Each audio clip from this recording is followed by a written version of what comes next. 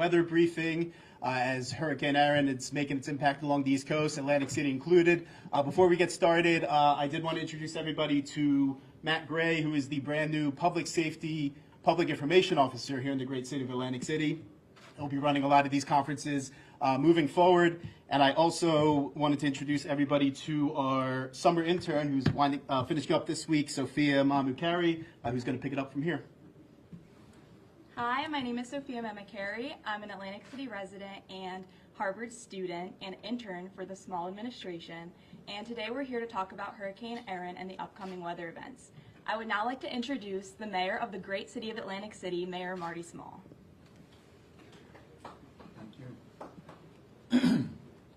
Thank you. Good afternoon, everyone. Good afternoon. Good afternoon. And it's a great day here in the city of Atlantic City. Can we say great day? Great day. Yes, great day. I'm Mayor Marty Small, Senior Mayor of the great city of Atlantic City.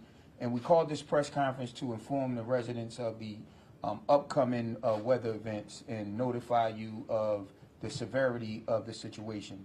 This is not a typical storm press conference where there's rain and flooding and everything. We're going to get rain, but that's not the main thing. The main thing, and we will get in much further detail with our public safety professionals here, the main thing is a 24-hour event. It will be wind, it will be flooding, and we want the residents to make sure that everyone is safe. We're expected to have 45-mile-an-hour winds for a 24-hour period. I'm going to say that again.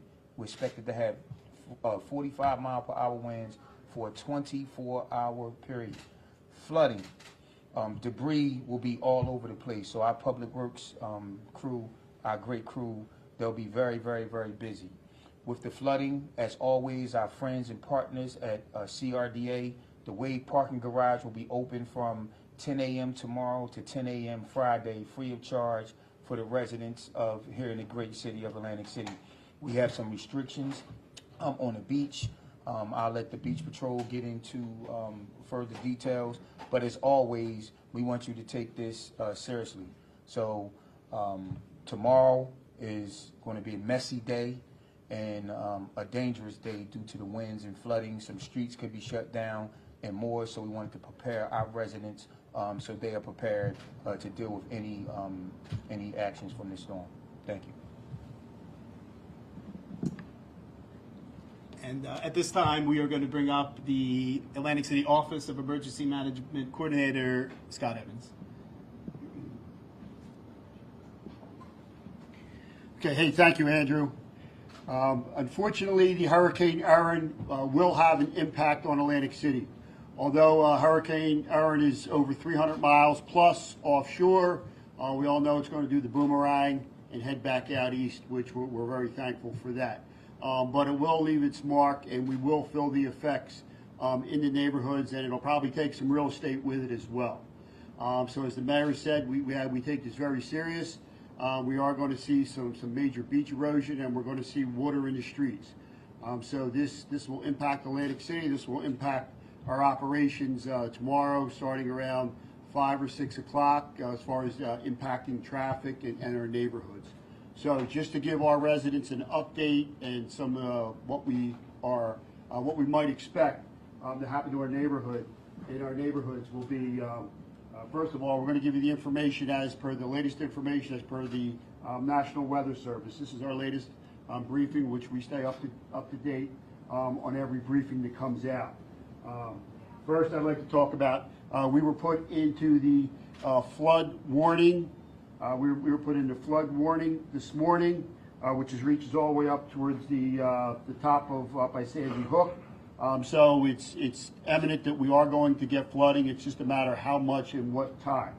So now we talk about how much flooding are we expecting. So what we're expecting is what we call moderate flooding, and this is on the high side of moderate flooding.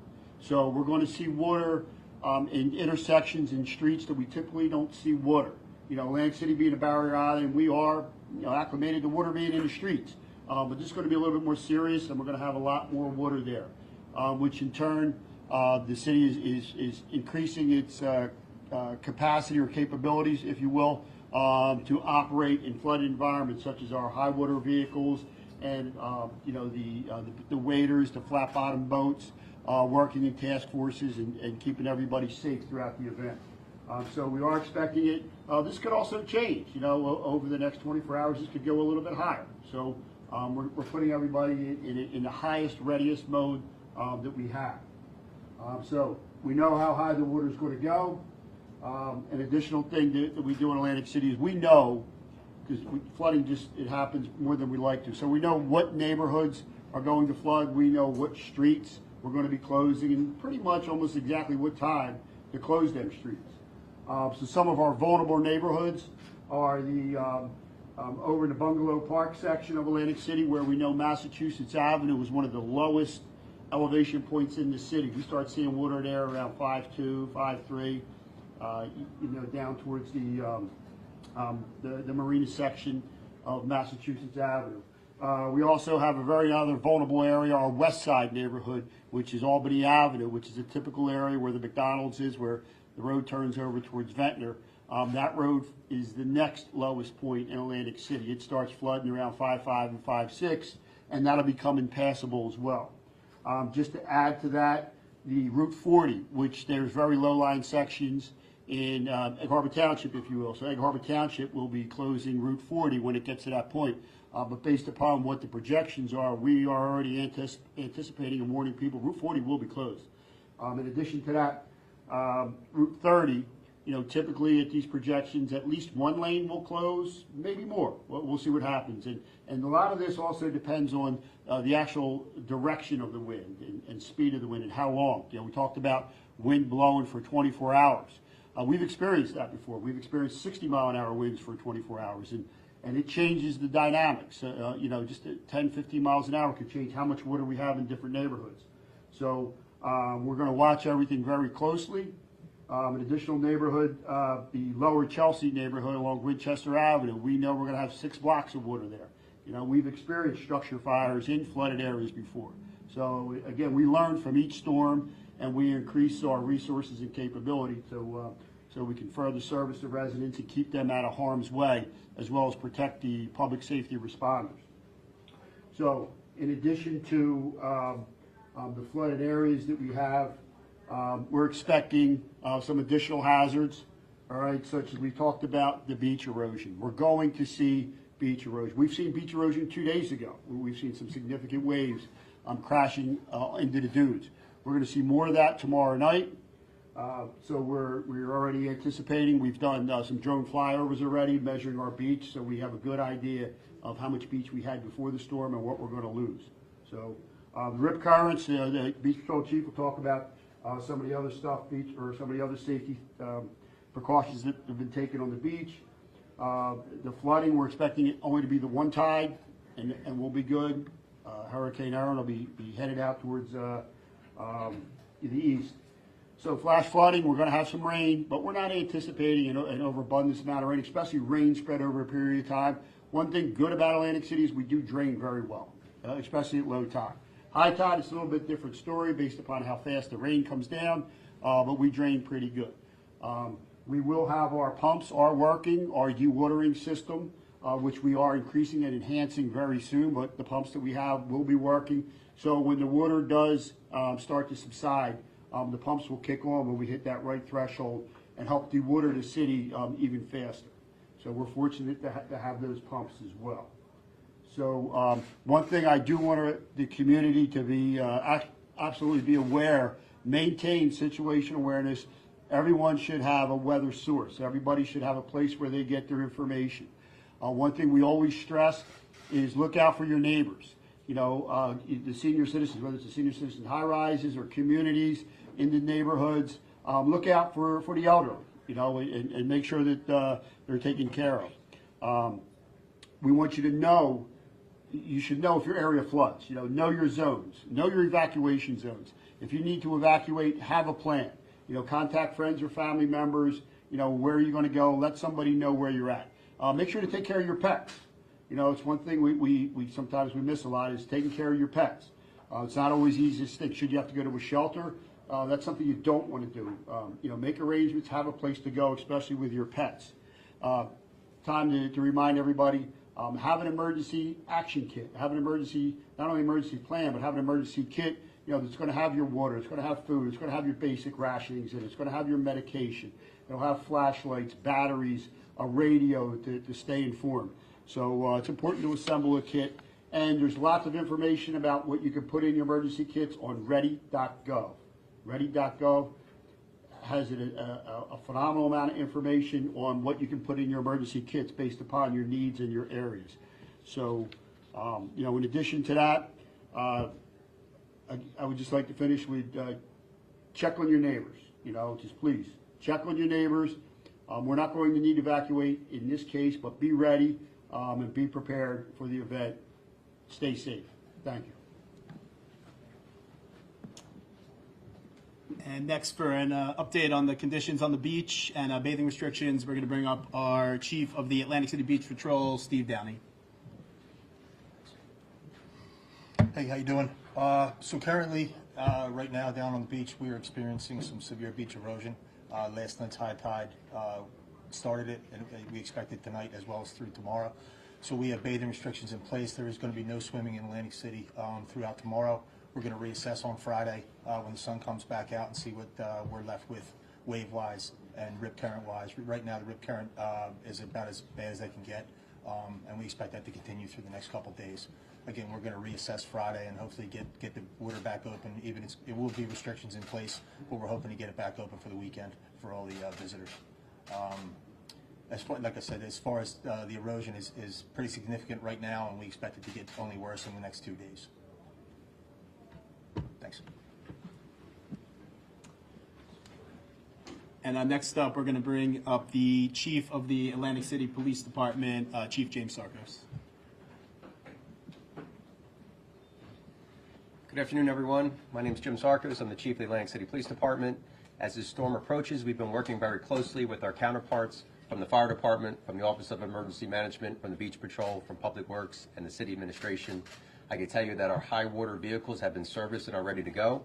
We acquired those vehicles through military surplus for situations just like this. This allows the Atlantic City Police Department to get to all areas of the city, including those areas that are flooded. That being said, we are asking the public to please not drive through flooded roadways. We do anticipate closing many of these roadways down when they become flooded. So when you see our barricades, please don't disregard and go around them. We ask that you turn around and find an alternative route. We also ask that if you have to drive during the storm, that you please allow yourself extra travel time to get to your destination and that you drive appropriately for the weather conditions. Thank you very much. And lastly, we would like to bring up the Assistant Director of our Department of Public Works, Ahmed Abdullah Sr. Hi, good afternoon, everyone. Again, my name is Ahmed Abdullah Sr. I'm Assistant Director of Public Works, City of Atlantic City. In preparation to the storm, Public Works crew have went out. We removed all of the trash cans off of the beach to make sure that they don't go floating. We also, in preparation to this, had the drainage crew go out and start preparing any debris, trash, anything that can float into the drainage system that will clog up the drain and keep the street from flooding. We went around and made sure that the streets and stuff is clean. Any problems or issues that you have with drainage, flooding, or anything, you can call Public Works Office 609-347-5700. 609-347-5700. Everybody stay safe out there.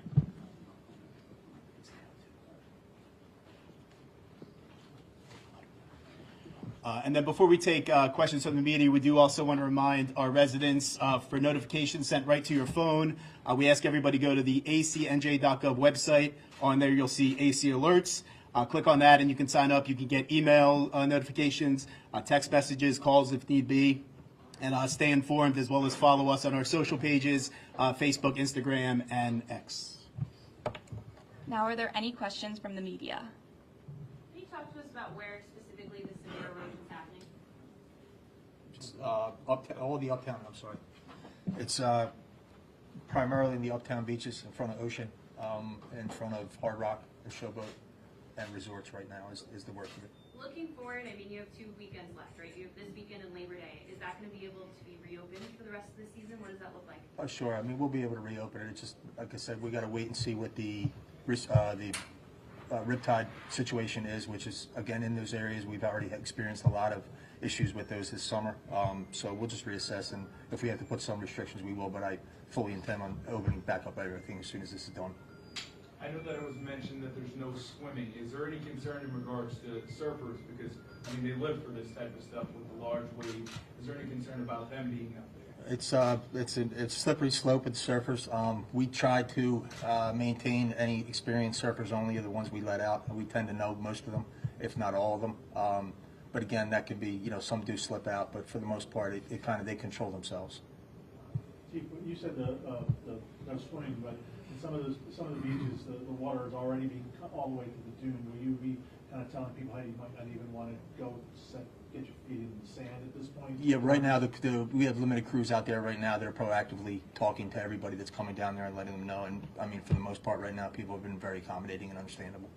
Yeah, on that note, you have a lot of people that want to be in the thick of a storm and might want to be out there on a jetty or something. I mean, what's your message to those that want to be in the middle of it, storm chasers, whatever they are, just trying to be in the thick of it all? I mean, that's usually the ones that get in the most trouble. So we kind of deter that as best we can. Again, our guys are proactively speaking with everybody as we speak, letting them know. So I'm hoping that it's not an issue in the next couple of days. Chief, have you guys had to, in the past 2-3 days, go in and get people, especially today with no swimming? Not so much Monday. I mean, Sunday we had a lot of rescues on Sunday. We had about 45 rescues on Sunday. It was beautiful and sunny. The beaches were packed. But we've kind of put the restrictions in place on starting Monday, so we haven't had much action. So people are listening? For the most part. Mayor, you talked about the residents and they're used to this. What about your visitors? Is there any message to them? Hunker down, stay in your hotels just for the day. What can you tell them to keep them safe? Yes, as mayor of the great city of Atlantic City, I'm responsible for the health, welfare, and safety of residents and visitors. Just listen to the professionals. This is something that we don't take for granted. We'd rather be over-prepared than under-prepared. And with this professional team, we're as prepared as we've ever been here in the great city of Atlantic City with all of our sources from weather, men and women power, with our beach patrol, our public works staff, the firemen and women in blue of the Atlantic City Police Department. We are prepared. This isn't something that we woke up today and said, hey, let's prepare for this. We've been prepared for this in the coming days, as Chief Downey said. So I would encourage visitors to listen to the professionals here in the great city of Atlantic City that have experience with storms, be it blizzards, nor'easters, and more. We've done it all. So listen to the professionals. We want you to enjoy Atlantic City, but we want you to enjoy it in a safe and productive way. Mayor, I know you've probably been in contact with the airport. I mean, what are they saying in regards to how they're going to be operating during this time? The airport, they wasn't a part of our local briefing. As you know, things at the shore, are more dangerous for a storm like this versus offshore. But at any moment that we have to get a briefing, we will. But we haven't done that as of now because the airport is in Egg Harbor Township, not Atlantic City. You talked about, Chief Evans, you talked about not needing evacuations. What would you say, like, if somebody did want to leave just because they didn't want to be in one of the areas, don't leave when the water's already, like, when should if they wanted to leave, when's the best time for them to do that at this point that you say? Yeah, anybody who would be in one of our low-lying areas, which, I'd say for the most part, everybody knows. I mean, Atlantic City floods, a dozen plus times a year, depending upon different situations. But yeah, no, I would say that they're, by 5 or 6 o'clock. I mean, we're anticipating starting to see water in the streets around 5 to 5:30. It'll start creeping up under the curbs and then increasing from there. But anybody who wanted to leave town by 5 o'clock would be a good time to get out on the road, get out through the roads safely. But this is going to be a one-tide event, so it'll be, by midnight, we're anticipating our streets should be dry. Just to be clear, you mean 5 p.m., 6 p.m.? Yes, 5 p.m. Correct. Thank you. Thank you. So once you see the water, best to stay where you are. Absolutely, 100%. I mean, we're not anticipating anything to where we do need to do any evacuations. Everybody will be safe and perfectly protected in their home. Should we experience an emergency situation, that's a different story, and that's what we're prepared to handle. And we'll handle it like we would any major emergency where we have, occupancies that need temporary shelter. What about the homeless situation? What are you doing for those people? So the Atlantic City homeless team, under Director Barnes, has been working the neighborhoods, and just informing people. I mean, we're, you know, the homeless, as far as the low-lying areas, I mean, most of the community, you know, has been put out an awareness notification to everybody what's going on. Is it shelters based for them? Well, we do. We have the Rescue Mission Shelter as well as 2 additional shelters, the Red Door Spa, or Red Door, should I say, shelter on Pacific and Pennsylvania. So there are places for the homeless to go to right now, should they need shelter.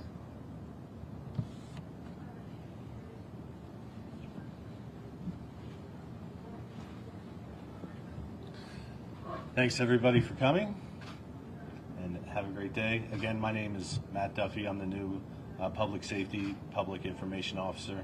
I want to thank you all for coming, and stay